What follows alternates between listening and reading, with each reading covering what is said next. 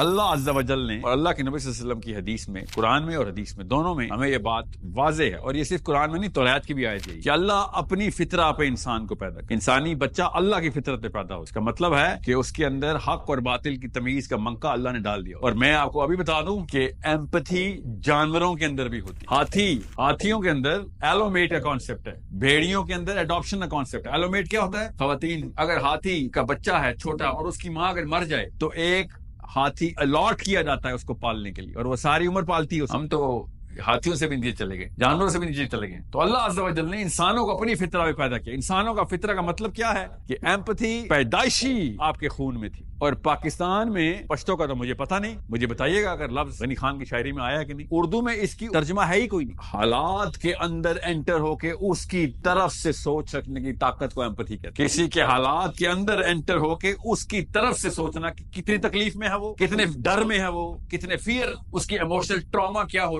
یہ ہوتی ہے کتنی ضرورت میں ہے وہ، اصل میں کس کس جگہ کے اوپر وہ اپنی ضرورتیں چھپا رہا ہے سفید پوشی کی وجہ سے اور بتا نہیں سک رہا۔ یہ تمام تر انفارمیشن ایک لفظ کے اندر، ایمپتھی۔ عربی رحم، ایک ہی لفظ کے عربی میں تو فائدے تھے نا، عربی میں تو جس کانٹیکسٹ میں لفظ آتا ہے ادھر ہی اپنا مطلب واضح کر دیتا۔ تو ایمپتھی اللہ عز و جل بچپن سے ڈال، چھوٹا بچہ آیا اپنے ساتھ فطرہ لے کے، آپ کیا ہوتا ہے غور سے سمجھیں ایمپتھی کیا ہوتی کہ مجھے یہ پتا چل جائے کہ ایک حبشی کو ساؤتھ افریقہ میں گورے جس طریقے سے ٹارچر تعصب کے اندر جو سلوک کر رہے ہیں، میں اسلام آباد میں بیٹھ کے محسوس کر سکوں کہ یہ لوگ کر کیا رہے ہیں اور کتنی تکلیف میں ہیں وہ بیچارے، کس ظلم کے اندر۔ یہ ایمپتھی کی طاقت سے آپ پوری دنیا کے اندر جہاں جہاں پہ جو کچھ مسئلہ ہو رہا ہوتا ہے آپ اپنے اندر اس کی پوری مینیفیسٹیشن کر سکتے ہیں۔ یہ اللہ تعالیٰ نے گفٹ دیا ہوا، انسان سے ایمپتھی کر سکتا ہے۔ ہم جس کے اندر ایمپتھی ہو، جس کے اندر کسی بھی لیول کی ایمپتھی ہو، دنیا کے تمام انسانوں سے ایسے کنیکٹ ہو جاتا ہے۔ ساتھ ہی اللہ تعالیٰ نے ہر بچے کو سینس آف جسٹس بھی دے دی، فیئرنس، اس کا منقع پیدائش میں ملتا ہے۔ ان کی کمبینیشن کو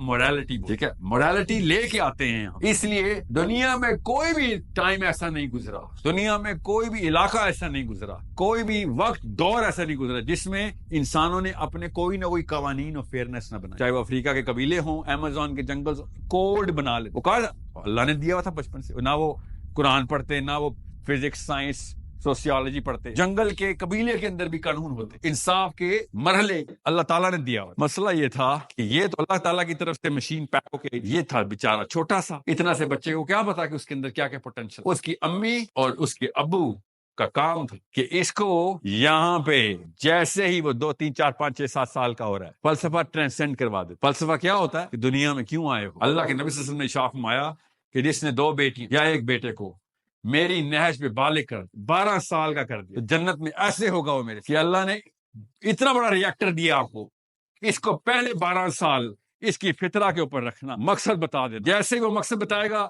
باپ یا ماں اپنے ایکشن سے، خالی باتوں سے، بچے لیکچر نہیں سنتے، بچوں کے دماغ کا لیکچر والا حصہ بنا ہی نہیں ہوتا، لیکچر والے حصے کو پری فرنٹل کورٹیکس کہتے ہیں۔ 12ویں سال سے پہلے تو پری فرنٹل کورٹیکس نہیں ہے، تو بالغ کرنے کا کیا مقصد تھا؟ لیکچر تو سن نہیں سکتے۔ اس کا مقصد، مطلب اور مصرف یہ تھا کہ آپ کو وہ سارا کچھ کرنا پڑے گا جو کہ بڑے عمر میں وہ لیکچر سے سمجھے گا، آپ کے کرتوتوں سے سمجھے گا وہ بچہ، اور آپ کو یہ کام کر کے دیکھنے پڑیں گے۔ اور بچہ کیا کہے گا، امی یہ کیوں کرتی ہیں آپ، ابو یہ کیوں کیا آپ نے؟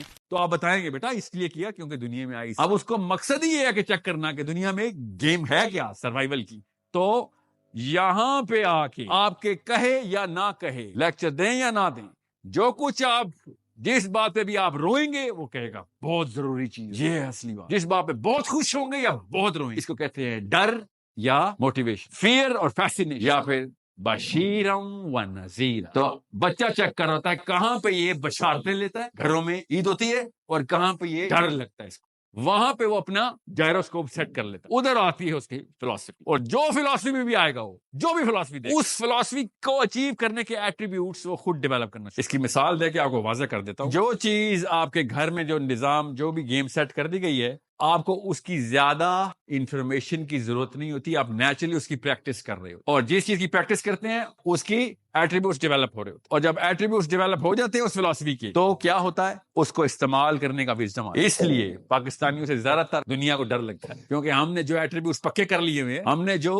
فلسفی کے اوپر ایٹریبیوٹس پکے کیے ہیں، اس سے دنیا کو نقصان تو ہو رہا ہے۔ آپ خود بتائیں، ابھی آپ میں سے کوئی ابھی دور کا جاتا، آپ کا بٹوا ادھر گر جائے، باہر نکلیں، کوئی ایک پاکستانی مسلمان گارنٹی دے سکتا ہے وہیں پہ پڑا ہوگا جہاں پہ گرا تھا؟ کتنے کروڑ روپے ہو سکتے ہیں ایک بٹوے میں؟ ہزاروں ہوں گے، لاکھوں بھی نہیں ہو سکتے، وہ بھی نہیں بچنے۔ ہزاروں سے کتنے دن چلے گا کام آپ کا؟ مگر نہیں بچنا۔ کتنے دن کا راشن ہے جس کی وجہ سے میں لالچی ہو گیا؟ وہ لالچ کی جو ختم کرنے کی ٹریننگ تھی وہ ماں نے دینی، جو قربانی تھی نا اس لالچ کی وہ باپ نے دینی تھی۔ کیسے؟ بچوں کے سامنے پریکٹس کر کے۔ یہ تو میں نے ایک ایٹریبیوٹ بتایا ابھی۔ سونے پہ سہاگا کیا ہوتا ہے؟ پاکستانی کو بٹوا پڑ نظر آتا ہے تو وہ اللہ کی قسم سمجھتا ہے کہ یہ خوشی کی بات ہے کہ اس کو بٹوا مت ملا کسی۔ اللہ کی طرف ابھی نہ جائیں، اس کی نیچرل فرسٹ مینٹل ریسپانس کیا ہوتا ہے؟ اس کو اتنی خوشی ہوتی ہے کہ کسی کا بٹوا مل گیا۔ سب کو پتا ہے میں کیا کہہ رہا ہوں، کوئی نئی بات نہیں کر رہا ہوں میں۔ آپ کو روڈ میں پیسے گرے ہوئے ملیں، اللہ کی قسم صحابی کو رونا آتا تھا اس بات پہ۔ کیوں؟ کیونکہ اس کو پتا تھا اس کے تھرو کہ جس کے گرتے ہیں اس گزرتی ہے، جس کے گم ہو جاتے ہیں اس پہ کیا گزر رہی ہے۔ ایمپتھی کی ٹریننگ۔ حالانکہ ہم سب کے بٹوے پیسے گمے ہوئے کبھی نہیں، مگر پھر بھی کسی کا بٹوا دیکھ کے انسان نہیں یاد آتا، اپنا حیوان یاد آتا۔ یہ ہے ایٹریبیوٹ۔ سمجھے نبی صحابی کو کیسے ٹرین کر رہے تھے صلی اللہ علیہ وسلم، اور ہمارے ماں باپ ہمیں کیسے ٹرین کر رہے ہیں، ہم اپنے بچوں کو کیسے ٹرین کر رہے ہیں۔ نسل در نسل لگتی ہے تب کہیں جا کے